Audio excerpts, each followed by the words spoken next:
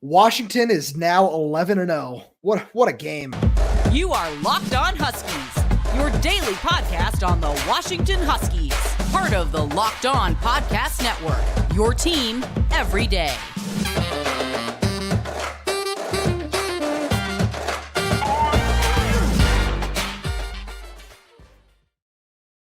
Welcome back into another live edition of Locked On Huskies. I'm Rome Tomashoff. That gentleman right there is Lars Hanson. We write for Inside the Huskies of Fan Nation Sports Illustrated. You can check out all our written work over there at si.com/college/Washington. Thank you for tuning in with us on this Saturday night or whenever you're listening to this after the fact.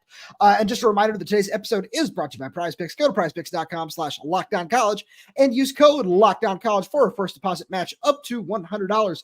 Daily fantasy sports made easy. Lars Hanson, that was quite a game that we just watched right there. Just instant takeaways. What do you got for us? Let's just jump right in.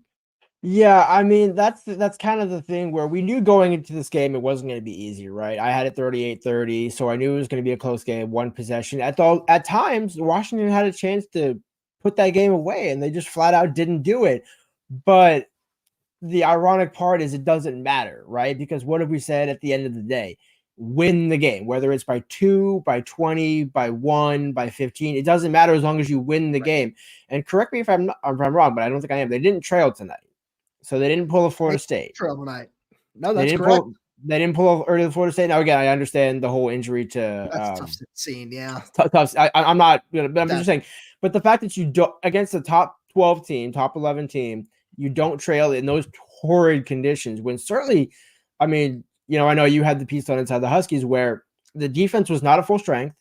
The offense certainly was not clicking on all cylinders. Had their struggles. Like we're not clicking on all cylinders. And again, you can excuse Jalen's drop because, he hasn't played a ton and kind of that turn. I can kind of see why his ball tracking isn't exactly where it normally would be. But Jalen Polk was a little bit more curious on that one. But as I wrote on Inside the Huskies, who's the one person this team can rely on? No Rome pun Odunze. intended. It's number one, Rome Odunze. Yep. Just like for you, number one, Jabbar Muhammad. The ones needed to step up. And when they did, that's how they won the game. Because otherwise, I mean, if Rome doesn't catch that last third down and you either have to settle for the field goal or they were too deep to make a field goal. They were going to have to punt it. I was going to say punch it or God forbid, go for it and try and just hope for the best on that one. Then you're really playing behind, And so that game almost towards the end of it felt like, okay, Oregon State's going to bleed this clock out and kick a field goal, win the game. That just seemed to me how this was going to go down on a cold, dark night in Corvallis. Just all the darkness is coming in. You could write all the headlines about darkness coming in and all that. But no, Rome's got that Vegas heat that just burns forever. I do like that. No, that was exactly what I was saying is neither of us were able to make the trip down this weekend. And as we both sat on our respective couches and watched this game, that's what I said. Like the second that drive started, like they picked up that first third down after Jack McAllister had a nice punt there. And I was like, they're really just going to bleed this clock down and do exactly what's happened in the last two games, bleed the clock down, kick a field goal and end it late. And that just would have been such a tough scene to watch, but a lot of credit needs to go to this defense. I really like this comment here that we got from Marcus Green, which actually leads right into what I was going to talk about. He says, say what you will about the defense. It held Oregon State to its lowest scoring game of the season. That's very true. Damian Martinez still got his. Damian Martinez is a fantastic running back. I went into this game thinking he was going to be a fantastic pro prospect that I wanted to draft in all my dynasty fantasy football leagues next year. And I left saying, man, I'm going to have to use a higher pick on him than I wanted to. But that's besides the point. That's just me being a nerd. You mentioned it. I need to talk about Jabbar Muhammad because Jabbar Muhammad had the game of his life. And on a night where Washington was down 3 safeties with Asa Turner, Cam Fabikilanen, and Vince Nunley all not playing in this game, somebody needed to step up. And Jabbar didn't just step up. He said, get on my back and let's go. He said that to the defense. And he's not the only one who had a great defensive performance tonight. Tuli Gusanoa played excellent. Braylon Trice had a fantastic game. Carson Bruner in place of Alfonso Tupatalo, who also did not play tonight, was also incredible. But Jabbar Muhammad had 3 takeaways, 4 pass breakups. I mean, what more can you ask for from that guy, Lars? where 2 picks and the fumble, but that's unbelievable. Well, and correct me if I'm wrong, but no holding call. Like he didn't have to, like he didn't have one of those plays that he had, I believe against who was it? I think it was Arizona State. He got Stanford against Stanford. And Arizona State, where you kind of got to do what you got to do. That was by far his best game and a money game for Jabbar. I mean, because if you take out Jabbar, what does this game look like? I mean, look what Thaddeus had to do in the end zone just to prevent a touchdown on one play to allow it on the 2 plays later. I mean, I know it's your guy, but like the agenda that was a tough look. The agenda has gone out the door, I think, in place of Jabbar Muhammad. But to be fair, it's like I think we kind of honestly knew that coming into the season that's why you brought in Jabbar Muhammad, right? You can sign a JUCO, you can bring in some 4-stars, but you need a dude who's tried and true. Played a full season in the Big 12, season and a half, but a full season last year in the Big 12, held his own, and has done just that in the Pac-12. It's like that's the kind of guy. Now the problem is you need 2 of those guys really to be that elite defense, to be that top tier, and especially when you have like to your point, a shorthanded secondary and safety. But I mean, Dom Hampton had some pretty good plays, not consistently, but Dom certainly. I mean, my MVPs for this game on defense got to go Jabbar, Carson. And Dom's probably right up in there in that 3, 4, 5 range because Carson made just as many plays that needed to be made at Jabbar. Jabbar made the key ones. The crazy part is UW couldn't capitalize on a lot of them. So I definitely agree with Jabbar and Carson being the top 2, but I would give the 3rd spot to Braylon Trice because Braylon Trice is excellent. He got that sack on Aiden Childs, and he just did such a good job in run support too. I like what he did there a lot. And Cameron Michelle says, I watched the game with an NFL scout, and he said that game put Muhammad on the map to watch for the draft. And he absolutely put himself on the map. I definitely think that there are going to be certain concerns with him when it comes to draft season, just kind of around where NFL teams just love tall physical corners. And Jabbar's not the tallest guy in the world, but outside of that, there's really nothing you can knock him for. He plays so well in man coverage. He just really does everything that you can ask for, especially from an NFL nickel corner. And he really should see himself drafted on day 3. We've got a question here from Will Grigg too. It says, how is it the tackling is so sound on special teams, but the defensive guys seem to throw fundamentals out the window? That is a really good question. And we will talk a little bit more about that, but we're going to do that on the other side of the break, because first we're going to talk about our friends over at PrizePicks. Because PrizePicks is the most fun that you can have, winning up to 25 times your money this football season. And now you can also play during basketball season too. All you have to do is select 2 or more players, pick more or less on their projected stats, and place your entries. Do you want to place alongside some of PrizePicks' favorite players, like rapper Meek Mill and comedian Andrew Schultz? You can now find community plays under the promo tab of the app to view entries from some of the biggest names in the PrizePicks community each week. It's super fun, and testing your skills on PrizePicks is the most fun you can have to play, and the most exciting way that you can play daily fantasy sports. If you have the skills, you can turn $10 into $250 with just a few taps. If you want to get on the action, go to prizepicks.com/lockdowncollege and use code lockdowncollege for a first deposit match up to $100. Again, go to prizepicks.com/lockdowncollege and use code lockdowncollege for a first deposit match up to $100. PrizePicks is daily fantasy sports made easy. All right, Lars, do you want to take for? I saw your that look in your eye on that question from Will. So please, I want you to go ahead and start us off here. I mean, there's a reason why most teams don't have co-coordinators, and that's not a shot at Morrell or Inge. That's just a fact of the matter. Obviously, yes, Chuck Morrell is a defensive play caller. William Inge kind of handles the front 7. The problem is Morrell stretched too thin in the secondary? I mean, they were down a number of guys tonight. I mean, Cam Fab looked pretty healthy at the women's basketball game, but that's neither here nor there. So what? I saw him in a boot earlier in the week, to be fair. But I'm just saying, but that's probably what it was, given that the photo that I saw was cut off below the waist. So I understand why Jabbar. It wasn't like he was just sitting out, right? He's not transferring. He's not pulling something like that. But this season, the secondary, if you take out Jabbar Muhammad, has been an issue, right? I mean, no matter who you really put back there, it seems like there's a lot of communication problems. And players have said, throughout the season, there's a lot of communication involved with this defensive scheme, even more so than Jimmy Lake. So that kind of says a lot to me. And almost part of me wonders, does it need to be not dumbed down because these guys aren't understanding it? It's not that they're not smart, maybe make the defense a little more simplistic, and take a different approach. Because in special teams, I think it's a little bit different to where when you're tackling, you either know you're going left, you're going right, you know who to target, things like that. When you're scheming against an offense and it's 11 on 11, it is a little bit different than scheming on 11 on 11 in special teams. I think that's a fair point to make, because you could run 3 or 4 missiles down there and 1 out of 4 hits and it's okay. But if you have 2 guys unsound on defense, now you're getting gashed for 12 to 15 yards. It's a big discrepancy there. So I think part of me wonders in the offseason if Kalen DeBoer doesn't take a look at that. Not that he gets rid of one or the other, but maybe just kind of says, hey, can we just it gets back to my point, and I know this is probably just a personal gripe, but not having either of them in the booth, I'm starting to question it even more with every week, because here's the thing. If the defense was playing lights out and you'd have won this game 38-20, I'm not questioning who's up in the booth.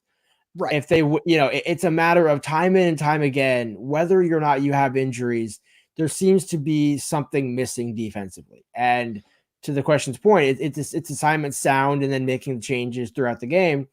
But even still, it's about the preparation going into the game. Why not make it a little more simplistic? Why not? First of all, I know we're going to dumb it down a lot here, but stop the run and force DJ to pass. There's your answer for Oregon State. And that's what they were able to do, shockingly enough. Lars, do you know how long the defense was on the field in the second half? Because this is we got another good comment here that I want to get to. But do you know how long Oregon State's offense was on the field in the second half in total? It had to be almost near 20 minutes, maybe even north of 20 minutes. It was 24. 21 minutes and 20 seconds. That's the stat I remember doing the math in the article I have on Inside the Huskies. But it leads into what Razzle Dazzle says. What was up with Grubb's play calling in the second half? It's amazing that Washington still won, being shut out in the second half. And it felt like there were times where Ryan Grubb just kind of got too aggressive in the second half.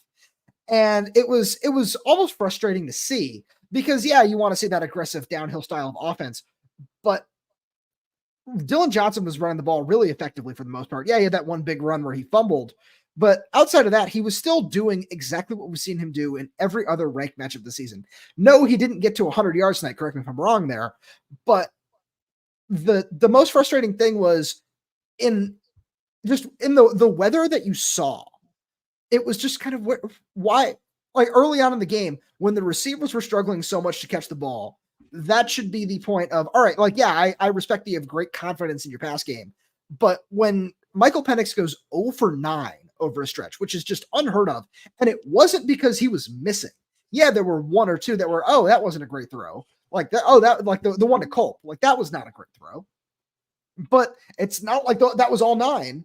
Like that was not all 9 of those throws. So there has to be a certain point of, all right, well, now they know what's coming, which is even more shocking. And the passes were just dropped. You have to find a way to switch things up in that scenario. Right. Well, to that point, when you pass on first and second down and you go incomplete on both, or don't gain at least 5, 6, 7 yards, now you're 3rd and 10. And if you're going to want to run the ball on 3rd and 10, you're asking way too much of Dylan. Dylan Johnson's great, fantastic running back, but I think any running back, even Damian Martinez, that's asking a lot, right? Yes, Damian and Dylan both have the ability to still get those 10 yards on 3rd and 10, but that's asking way too much of them, especially on a consistent basis.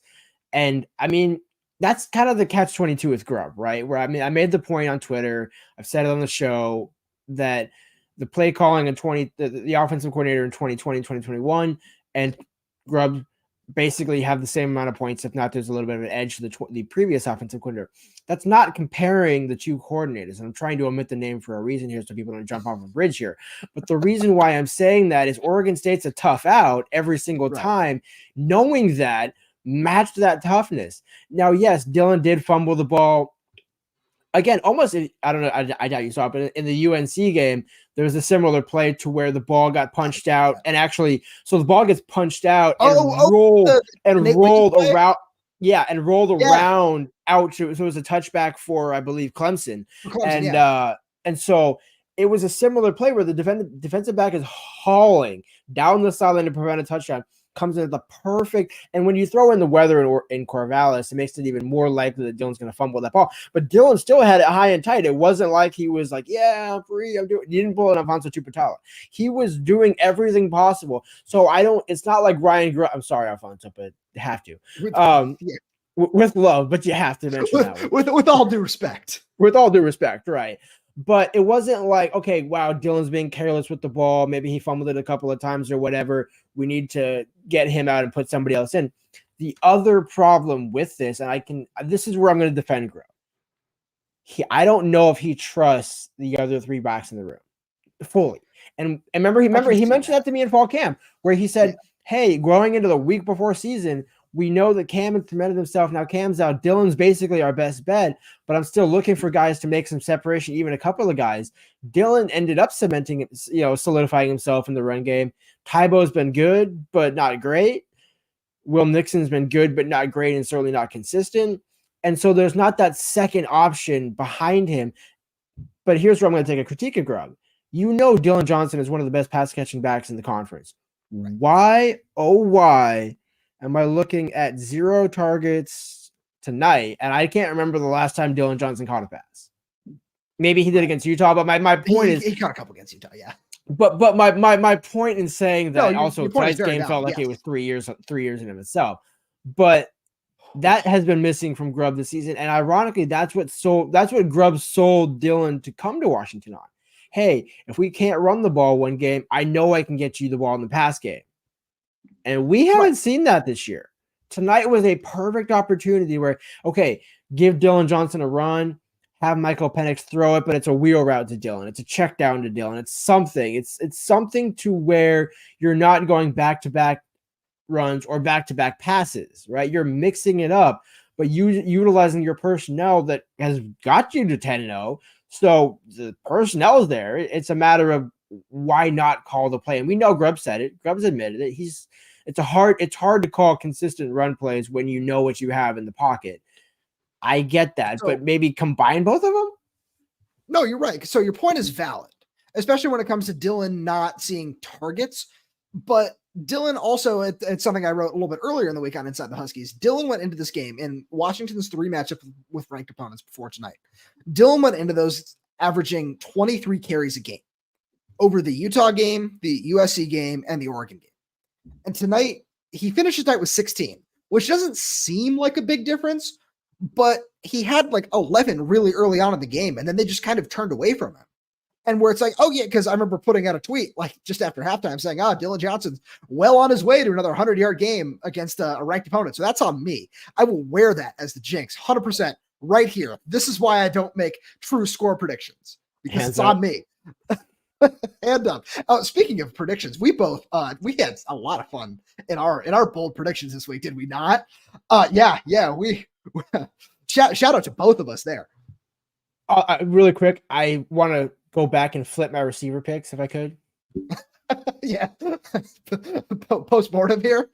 I would have nailed it perfectly otherwise. Yeah, no, hey, we did a great job there. But that's the point, right? It's Dylan Johnson didn't get to his normal target share, where this is what he was, in my opinion, this was what he was brought in to do, especially like after the Cameron Davis injury, where it could have been like more of a timeshare between the two early on and before Davis's injury. But now that he is not there and Dylan Johnson has had to assume the brunt of the workload, it kind of just like, not only just looking at his build and who he is, it feels like this is the kind of guy where it's like, yeah, we expect this guy to get 25, 30 touches a game because he can handle that kind of workload if necessary, whether that's carries, whether that's catches, a combination of both. That's what you kind of expect from him. And we just haven't seen that. We got a good question here from Marcus Green, because we definitely have talked CFP. He says, do you think with all of Michigan's off-field woes, along with them barely getting by an unranked Maryland team, that the Huskies have a chance to jump them in the next CFP rankings? That is a fantastic question, and we will talk a lot about that, because you guys know that Lars and I have a lot of thoughts about the college football playoff ranking committee this season. But first, it is now time for your game changer of the week, brought to you by Athletic Brewing. Much like Jabbar Muhammad, Athletic Brewing has completely changed the non-alcoholic beer game. They make non-alcoholic beers that actually taste good. What a tongue twister. Jabbar Muhammad, you all know that he had a fantastic game tonight. 4 pass breakups, 3 turnovers with 2 picks and a forced fumble, a fumble recovery to help the Huskies get that win on the road tonight. And just like that, at Athletic Brewing, their brewers are great tasting and award-winning, and they've beaten out full-strength beers in global competitions. They brew over 50 styles of craft and non-alcoholic beer, including IPAs, golden, sours, and more. They're fit for all times, so you can drink them anytime, anywhere, and make any activity even more enjoyable, like watching a big game or your kid's game, tackling work, or working out, or literally any other time. And you can find Athletic Brewing Co.'s and non-alcoholic brews at a store near you, or you can buy online at athleticbrewing.com. First-time customers can use code LOCKEDON to get 15% off your first online order. That's code LOCKEDON. Check out 15% off at athleticbrewing.com. Near beer, exclusions and conditions apply. Athletic Brewing Company, fit for all times. So, Lars, where do you want to start here? Because that's a great question from Marcus Green, talking about CFP rankings. Where do you want to start here? Because you know where I want to go with this. So I would be very surprised. First of all, the committee's been too consistent to have that much of a jump, unless Michigan lost. Right? If Michigan lost the game, different story. The committee has proven that it's probably past their bedtime at this point. So I don't know if they necessarily saw 3 hours ago. That's what I'm saying. I'm not necessarily sure they saw the end of the game against Oregon State, much like I guarantee you they saw just enough of the game against Florida State to where, hey, you know what? Yeah, they trailed early, but they had a great second half. The exact same argument that Washington would have had against Utah, and yet here we are. They're going to stay. Because here's the thing. Here's the optics. Here's the optics of this, and here's why they're going to stay at 5. I don't like it, but here's why they're going to stay at 5. How do you now? The only way they don't is if the CFP, if Jordan Travis, the Florida State quarterback, is out for the season, and FSU announces that before the playoff selection committee makes their revealing on Tuesday. But even with that, because the committee has said, hey, we will take into consideration injuries and things like that. Right. So you would think at the very least, okay, 4 and 5 flip just based on Michael Penix is still healthy. Jordan Travis is out for the year. I guarantee you they're going to make the case, well, hey, Florida State has 2 really good receivers that can still help the quarterback, whoever it may. I already know. This is where I was going to go with this too. Yeah. That no matter what, they're going to defend Florida State until they lose, because it allows Michigan and Ohio State to be in the top 4 and let that game next week make a difference. And what's going to suck is if that game's close. Right. And no, you're 100% right there. And because that's where I wanted to go with this too. Right. What I was waiting for is Boo Corrigan, the chair of the committee, to say, oh, that North Alabama team, they're better than people think. And, Oregon State, we had them just outside the top 10. So yeah, we don't really think they're that good. I am personally waiting for that explanation, and it's going to make me just like pick up my TV and just slam it like the Hulk, because this isn't even like coming from the perspective, this is just coming from the perspective of 2 people who cover the team, right? Leaving all bias out of this. This is Washington's 4th ranked win of the season. They should at the very least be number 4. Like they absolutely should. There's no matter how close some of these games are, Washington continues to find a way to win. You can say what you will about the defense struggling. The defense, as we've talked about for the last over a month, has shown up when they've needed to show up. And they needed to show up throughout the entire second half tonight. And outside of that 10-minute drive, they were nails. They really were. Correct me if I'm wrong, but they did everything they needed to do. And I really don't see how the Huskies can be left out of this discussion any longer. You can set up the Michigan-Ohio State thing. That's all you want. All you want. That's fine. But Washington at the very least deserves to be number 4. Will they? We'll see. I don't have high hopes, as I don't even know what to say about the committee at this point without like using the terms that I really want to use. But it's ridiculous that we even have to have this discussion, right? Because we should be able to come on here at this point in the season and say Washington just secured its 4th ranked win of the year against a team that the AP has ranked number 10. Like the committee has them just off at number 11. So that's still a huge win. But the fact that this needs to even be discussed is frustrating me personally. And see, I'm looking at the games that were played today. So Ohio State blows out Minnesota in a game where Marvin Harrison doesn't factor in. Separate point. Michigan separate point there. Michigan squeaks by Maryland, to your point. But the committee is going to say, well, hey, that was on the road, and Maryland is a bowl team. So good enough to where, okay, it's a good road. Wait for that argument. I am having fun making the argument because of how much I hate it, but I love playing the devil troll here of just, hey, I'm not. No way, right? But if that JD tweet was any indication of the role that I like to play, but the next thing, so you go 2, so Michigan's 3, so Michigan is not going to jump Ohio State with a 33-point win, right? Right. Georgia, don't even know who they go on the road. They beat Tennessee. Yeah. Toast. So that's chalk. First, the top 3 are chalk, right? So now we get 4, 5, and 6. Oregon blows out whoever they played. Don't even care. They're not moving up. Although scary. I'm waiting for what's more likely. Let me pose this question to you. What's more likely? Washington moves up to 4 and Florida State moves down to 5. Oregon moves up to 5. Washington goes down to 6.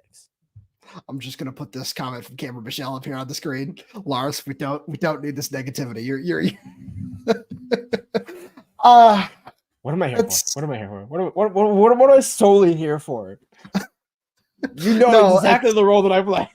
I am 100% aware of your role on this show, but I play the Ryan Grubb role. I am frustrating, but we still execute and win. That's the role that I play. I make it difficult, but we still win.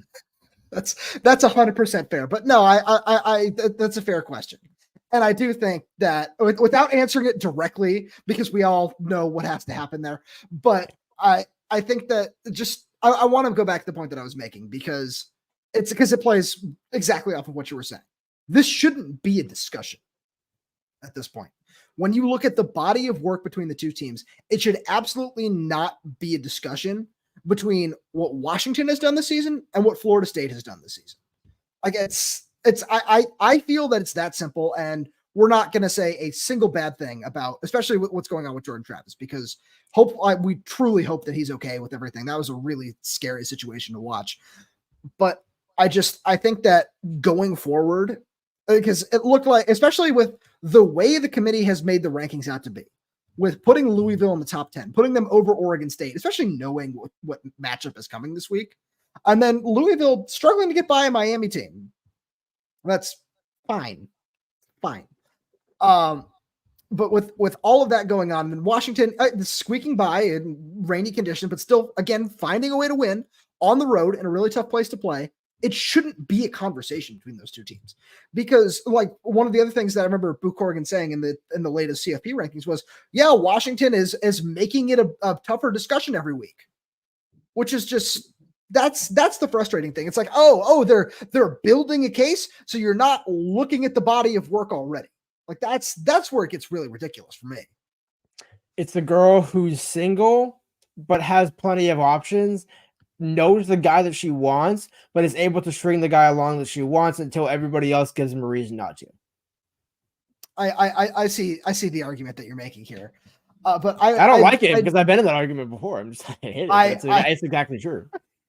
I do want to say though, because the one question that I have kind of moving forward in this is, because this is a conversation that you and I have had off the air a couple of times, and I kind of want to make sure that we end on this point.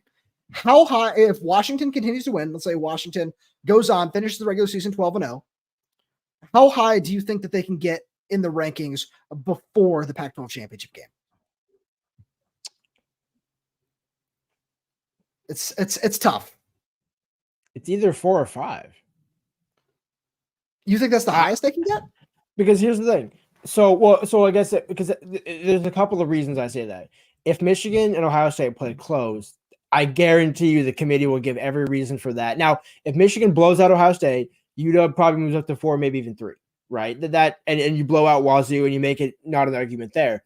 Right. But other than that, I mean, let's say you blow out Washington, and because Michigan State and Ohio State play this coming week, right? Yes. That's this week, right? So you're going to have Georgia 1. I'm just trying to work through this in my head. Georgia 1. Michigan should be 2. But Michigan should be 2 and Ohio State should be 3, because when Ohio State loses that game, they fall further. right? That's kind of what I'm thinking. And then Florida State goes up to 3, Washington up to 4. I don't know who Florida State plays this week, but really, I mean, so in my opinion, Washington could be 3, but they also could be 5. And going into the Pac-12 title game, I don't agree with it. To answer your question directly, 3 is the highest, but it would not be surprising if they're at 4 or maybe even still at 5. And then that win in the Pac-12 championship puts one of Oregon or Washington in the 4th spot. So I hear what you're saying, and I'm going to say, because for me personally, I think the lowest they could be is 4 in that scenario, because the precedent that you've set to the point this season is you can't put one of these one-loss schools, that's especially one that's not going to a conference championship game, over an undefeated team that is. That would be just a criminal offense, truly. So I think that the lowest they could be is 4, but I think that they can. I agree that they can get up to 3.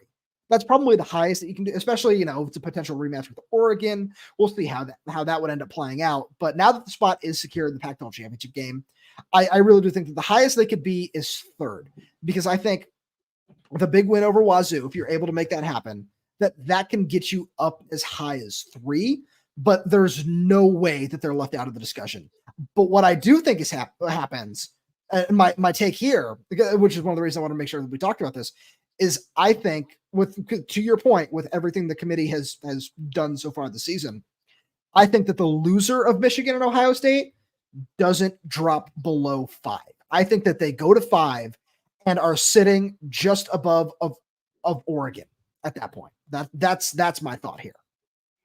Yeah, that's kind of exactly where I'm at. And then if Oregon, again, I'm just going to run the scenario. If Oregon beats Washington in the title game, then I guarantee Oregon will get a greater push than Washington. Now, if Washington beats Oregon, there's no discussion that they're in the playoffs. Like right. Washington as an undefeated is not getting left out of the playoff at that point. Right. But it is kind of frustrating that you have to win every single game. Yeah, like, I understand it, right? Because again, hey, if you win, it doesn't matter. But I mean, it's more or less the backhanded disrespect that Washington has gotten from the committee since these rankings have come out. Where, hey, Washington, to your point, Washington's making it a tougher discussion. It's like, I understand we cover the team, but just look at the body of work and look at Florida State's body of work. Forget the Jordan Travis injury before the game, right? Right. The body of work was better before that game, and it's better now. So, with or without Jordan Travis, Washington should still be the 4th team in the country. Now the problem is, I know the committee is going to say, well, we're not going to put Ohio State at 5 and Florida State at 3 and Washington at 4, right?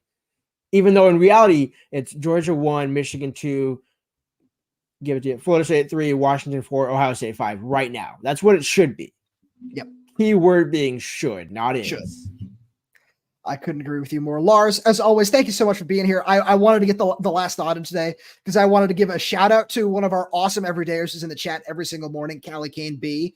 And one of the first things that they put in the chat right as we were getting this started was that they were really glad that both your and my predictions for the regular season were wrong. Yeah. So we were man, both you were wrong you were close tonight. You were close. I didn't want to be right, but although technically I was a little closer because USC still led Washington at times in that game, so just splitting hairs.